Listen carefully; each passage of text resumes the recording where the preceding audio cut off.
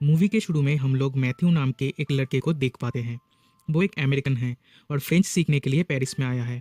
Movie में 1968 का time दिखाया गया है, जब फ्रेंच गवर्नमेंट और स्टूडेंट के बीच दंगे चल रहे थे।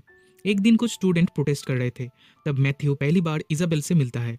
इजाबेल कहती है, मैंने तुम्हें यहाँ पहले भी देखा है, तुम अकेले ही घूमते रहते हो पर किसी से बात नहीं करते।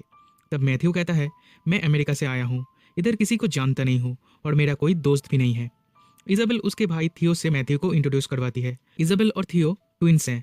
ये तीनों मूवीज बहुत पसंद करते हैं, इसलिए इन लोगों में फ्रेंडशिप हो जाती है। इसी दौरान पुलिस आ जाते हैं तो सब लोग वहां से भागने लगते हैं। घर लौटते टाइम इन तीनों में और भी बातें होती है। मैथ्यू बहुत खुश था क्योंकि फाइनली उसे दो फ्रेंड्स मिला है।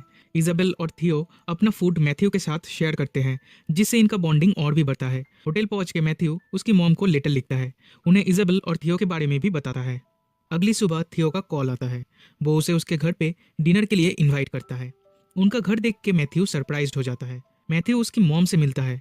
वो उससे मिलके बहुत खुश होती है। फिर इजाबेल उसे अपने डैड से मिलाने ले जाती है। उसका डैड एक फेमस फ्रेंच ऑथर है। डिनर टेबल पे उसके dad literature, poetry, then inspiration, ये सब के ऊपर भाषण दे रहे थे, लेकिन मैथ्यू का ध्यान उस पर नहीं था। वो इजाबेल के लाइटर के साथ खेल रहा था, इसलिए उसके डैड मैथ्यू पे नाराज हो जाते हैं। पर मैथ्यू भी स्मार्ट है। वो कहता है, क्या आपने कभी नोटिस की है, इस लाइटर के साथ ये टेबल क्लॉथ परफेक्टली मैच हो रहा है। इसका शेप इस रूम के बाकी सामान के साथ एक पर्टिकुलर वे में मैच करता है। दैट्स वाई मुझे लगता है इस दुनिया के हर एक चीज़ में एक सिमिलैरिटी है, जो मुझे आज रियलाइज़ हुआ। मैं अब तक वो ही सोच रहा था। इन सब बातों से उनके डैड बहुत इंप्रेस्ड होते हैं। उन्हें मैथ्यू बहुत इंटरेस्टिंग लगता है। वो कहते हैं, काश थियो भी ऐसा होता। असल में थियो और उसके डैड की बनती नहीं है। थियो पूरी तरह से पॉलिटिक्स में घुस चुका है, उसे फ्रीडम चाहिए, इसलिए वो रैलीज और दंगों को सपोर्ट करता है। बट उसके फादर शांत स्वभाव के हैं, उन्हें पीस पसंद है। डिनर टेबल पर ही बाप बेटे में बहस होने लगती है। थियो की मॉम मैटर को संभालती है। अगली सुबह वो दोनों किसी काम से कुछ दिनों के लिए बाहर जाने वाले हैं, इसलिए थियो और इजाबेल के लिए कुछ चेक्स छोड़ के जाते हैं। ये दोनों रात में मैथ्यू को उनके घर रुकने के लिए कहते हैं। थियो उसे उसका रूम दिखा देता है। आधी रात को मैथ्यू वॉशरूम जाता है। फिर रूम में लौटते टाइम उसे थियो के रूम का दरवाज़ा खुला हुआ दिखता है। उधर थियो और इजाबेल एक साथ सोए थे। दोनों ही नेकेड थे। भाई बहन को इस हाल में देखकर उसे अजीब लगता है। दिन अपने रूम में आकर वो सो जाता है। सुबह थियो के मॉम डैड चले जाते हैं। उधर इजाबेल मैथ्यू को जगाती है। मैथ्यू उसे देखकर शर्मा जाता है, क्योंकि वो बस अंडरवेयर में था। इजाबेल उसे जल्दी बेड से उठने के लिए बोल के चली जाती है। फिर जब वो ब्रश कर रहा था, तब इजाबेल उसके लिप्स को टच करने लगती है। उसके लिप्स बहुत रेड थे, इसलिए इजाबेल को बहुत पसंद थे। वो उसे लिपस्टिक लगाने जाती है। यह देखकर मैथ्यू जल्दी से वहाँ से निकलने लगता है, पर थियो उसे रोकता है। वो सबके सामने ही कपड़े उतार के नहाने लगता है, जो मैथ्यू को बहुत ऑकवर्ड लगता है। थियो कहता है, हमारे पेरेंट्स 1 महीने तक नहीं आएंगे, इसलिए तुम हमारे साथ ही रहो। मैथ्यू सेड, तुम मुझे सिर्फ 2 दिन पहले मिले हो, मुझे ठीक से जानते भी नहीं हो। इस पे थियो कहता है, तुम्हें ठीक से जानने के लिए ही हमारे साथ रहने के लिए कह रहा हूँ। देन मैथ्यू इजाबेल से पूछता है, क्या तुम्हें कोई प्रॉब्लम नहीं है। इजाबेल कहती है, ये आइडिया मेरा ही था। मैथ्यू अब से उनके साथ ही रहने लगता है। एक दिन उसके और थियो के बीच किटन एंड चार्ली चैपलिन को लेकर बहस हो रही थी। तब इजाबेल उन्हें शांत करके एक एक्टिंग करके दिखाती है। ये गेम थियो एंड इजाबेल अक्सर खेला करते हैं, जिसमें वो किसी पुरानी मूवी की सीन एक्ट करके दिखाते हैं और सामने वाले को उस मूवी का नाम बताना पड़ता है। अगर सामने वाला जवाब नहीं दे पाता तो उसे एक डेयर करना पड़ता है। इजाबेल ने जिस मूवी का सीन एक्ट की थी वो मूवी बहुत ही पुराना था, पर फिर भी मैथ्यू मूवी का नाम बता देता है। इससे वो दोनों बहुत ही इंप्रेस होते हैं और कहते हैं, इतने दिनों से हम दोनों तुम जैसे ही किसी फ्रेंड को ढूंढ रहे थे, जिसके साथ हमें एक डेयर करना है। असल में एक पुराने मूवी का सीन ये दोनों रियल लाइफ में एग्जीक्यूट करना चाहते हैं। ये फैंटेसी है उनकी। उस सीन में 3 दोस्त एक आर्ट गैलरी में रेस कर रहे थे। ये सेम चीज़ ये तीनों करेंगे और उनके रिकॉर्ड को भी तोड़ेंगे। मैथ्यू मना करता है, क्योंकि अगर वो पकड़ा जाएगा तो उसे डिपोर्ट कर दिया जाएगा, पर बाद में मान जाता है। तीनों रेस लगाते हैं और पुराने रिकॉर्ड को भी तोड़ देते हैं। घर लौटते टाइम बारिश हो रही थी। तीनों ही भीग गए थे। थियो उसे अपने रूम में बुलाता है, पहनने के लिए कुछ कपड़े देता है और उसके सामने ही ड्रेस चेंज करने लगता है। फिर जब वो ड्रिंक लाने जाता है, तब उसके कबर्ड में से मैथ्यू को कुछ फोटोग्राफ्स मिलता है। उसमें से इजाबेल की फ़ोटो वो ले लेता है, पैंट के अंदर छुपा के रखता है। थियो ड्रिंक लेके वापस आता है। इस टाइम इजाबेल भी आके वो ही गेम खेलने लगती है।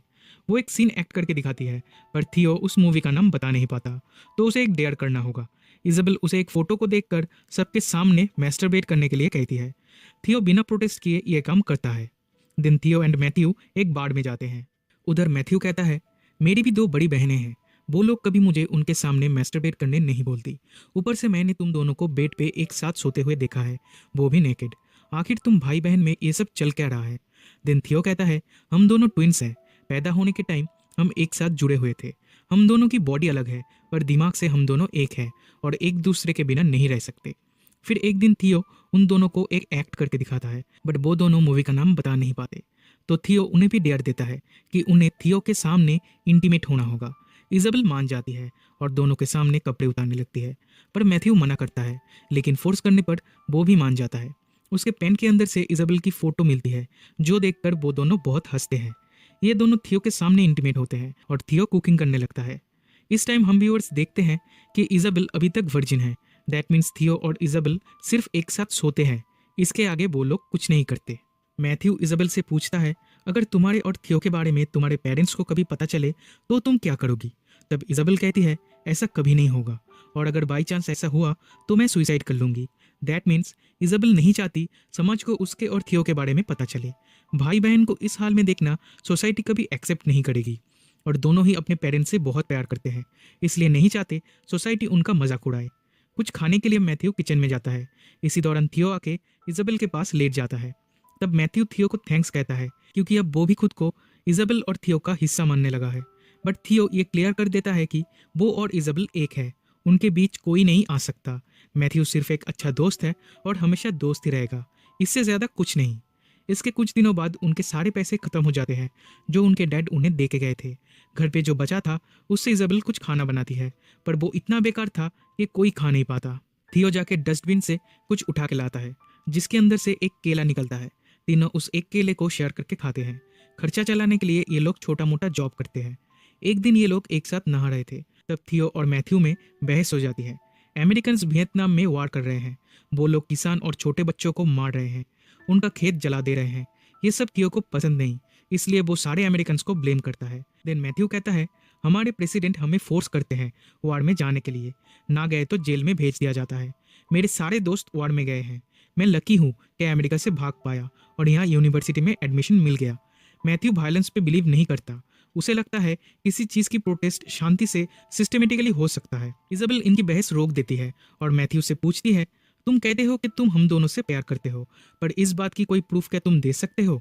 मैथ्यू कहता है, तुम्हें क्या प्रूफ चाहिए? तब ये दोनों मिलकर मैथ्यू का प्यूबिक हेयर काटने लगते हैं। मैथ्यू अब गुस्सा हो जाता है, वो काटने नहीं देता। वो कहता है, तुम दोनों सिर्फ शरीर से बड़े हुए हो, दिमाग अभी भी बच्चों जैसा ही है। तुम दोनों एक साथ सोते हो, एक साथ नहाते हो, ठीक जैसे बच्चे करते हैं। ये तुम दोनों के लिए एक गेम है, बट ऐसे तुम दोनों कभी मैच्योर नहीं हो पाओगे। वो इजाबेल से पूछता है, कभी तुम किसी लड़के के साथ डेट पे गई हो? वो कहती है नहीं। थियो के अलावा वो और किसी लड़के के साथ कभी बाहर नहीं गई।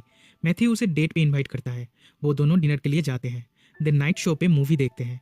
घर वापस आके देखते हैं थियो उसके कमरे में एक लड़की के साथ है। दोनों इंटीमेट होते हैं और उसकी आवाज़ सुन के इजाबेल परेशान हो जाती है। वो जेलस फील करती है और मैथ्यू को उसके रूम से निकल जाने के लिए कहती है। अगले दिन फिर से थियो और मैथ्यू में बहस हो रही थी। थियो रेवोल्यूशन के ऊपर भाषण दे रहा था। तब मैथ्यू कहता है, तुम बस बड़ी बड़ी बातें करते हो, पर तुम कभी खुद जाके प्रोटेस्ट नहीं करते। ऐसी बड़ी बड़ी बातें करने से कुछ नहीं होता। रास्ते पे जाना पड़ता है, सबके साथ निकल के रेवोल्यूशन में पार्ट लेना पड़ता है। तब इजाबेल आके उन्हें ड्राइंग रूम में ले जाती है। वो जब छोटे थे तब ऐसा टेंट बनाते थे और उसके अंदर ही सोते थे। ये तीनों इस टेंट के अंदर सो जाते हैं। सुबह उनके पेरेंट्स वापस आते हैं। उन तीनों को टेंट के अंदर नेकेड देखकर वो शॉक्ड हो जाते हैं। उन्हें वो नहीं उठाते। उनके लिए एक चेक लिखकर टेबल पे रख के चले जाते हैं। इजाबेल जब उठती है तब उसे चेक मिलता है। वो समझ जाती है उसके मॉम डैड आए थे और उन्हें सब पता चल चुका है। वो उसके पेरेंट्स को फिर से फेस नहीं कर पाएगी। वो डिसाइड करती है कि सुसाइड करेगी, इसलिए गैस लीक करके फिर से उनके पास लेट जाती है। लेकिन इस टाइम नीचे रेवोल्यूशन चल रही है। उसमें से एक पत्थर आके विंडो टूट जाता है। थियो और मैथ्यू उठ जाते हैं। मैथ्यू पूछता है, ये स्मेल किसकी है? इजाबेल कहती है, ये टीयर गैस है। ये तीनों रेवोल्यूशन में शामिल हो जाते हैं। अब वो भी पुलिस के ऊपर पत्थर फेंकने लगते हैं। इनमें से कुछ लोग पुलिस के ऊपर बॉम्ब फेंकने का प्लान बना रहे थे। थियो उनके साथ भिड़ जाता है। मैथ्यू उसे रोकने की कोशिश करता है, पर थियो नहीं सुनता। इजाबेल भी उसके साथ चली जाती है, लेकिन मैथ्यू इन सब में पार्ट नहीं ले सकता, इसलिए वो वहाँ से भाग जाता है। दिन पुलिस भीड़ के ऊपर चार्ज करती है और मूवी यहीं पे एंड हो जाती है। मूवी के एंड में जो रेवोल्यूशन दिखाया गया है वो असल में सोसाइटी के खिलाफ इजाबेल और मैथ्यू का रेवोल्यूशन है। डायरेक्टर हम व्यूअर्स को यही समझाना चाहते हैं। इजाबेल अपने डैड से डरती थी, लेकिन जब उन्हें ही सब पता चल गया तब उसे और किसी बात की डर नहीं है। वो सोसाइटी के खिलाफ थियो के साथ रह सकती है, इतनी हिम्मत है अब उसमें। ये दोनों एक दूसरे से प्यार करते थे पर कभी एक दूसरे को बता नहीं पाए, लेकिन एक दूसरे को किसी और के साथ देखकर हमेशा जेलस फील करते थे। अब क्योंकि मैथ्यू इसमें उनका साथ नहीं दे सकता, इसलिए वो उनकी लाइफ से चला जाता है।